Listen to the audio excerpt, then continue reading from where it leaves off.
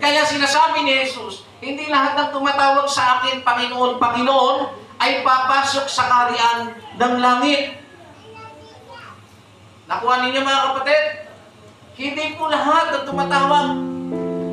Mahirap ka man, mayaman ka man, matanda ka man, bata ka man, nanay ka man, anak ka man, na tumatawag ka sa Panginoon, hindi porket tumawag tayo, tayo po ay maliligtas. Bakit daw po mga kapatid? Hindi lahat ng tumatawag sa Panginoon ay maliligtas, kundi sino lang daw po ang maliligtas mga kapatid? Ang gumaganap ng kalooban ng aking Amang nasa langit. So, ang dapat natin maintindihan, binigyan po tayo ng impormasyon na ang makakapasok po sa langit o makakatanggap ng kaligtasan na kaloob ng Panginoon ay ang gumaganap ng kalooban ng Amang nasa langit. At ang pagganap sa kalooban ng Amang nasa langit, hindi po natin malalaman kung ano po yun. Unless na tayo po ay maglilingkod sa Diyos.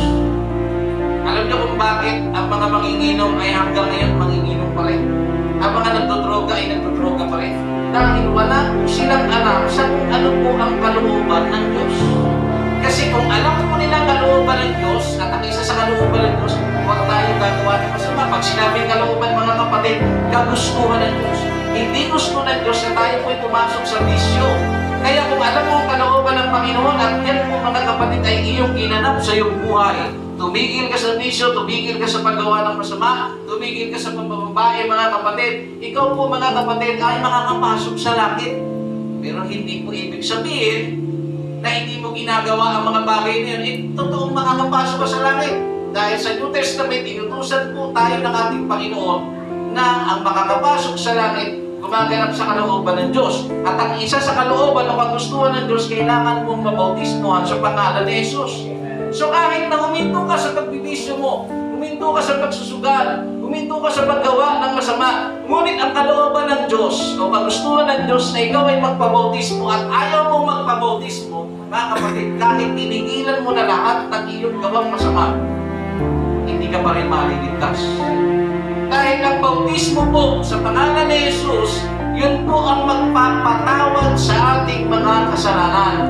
Kahit huminto ka na sa kasamaan at wala ka namang hinihingi ng tawad sa Diyos, wala rin. Napaka-importante po na humihingi po ng tawad ang tao sa Diyos. Hindi po basta huminto ka lang sa iyong kasalanan, hindi ka hingi ng tawad. Lahat po tayo ay may kasalanan.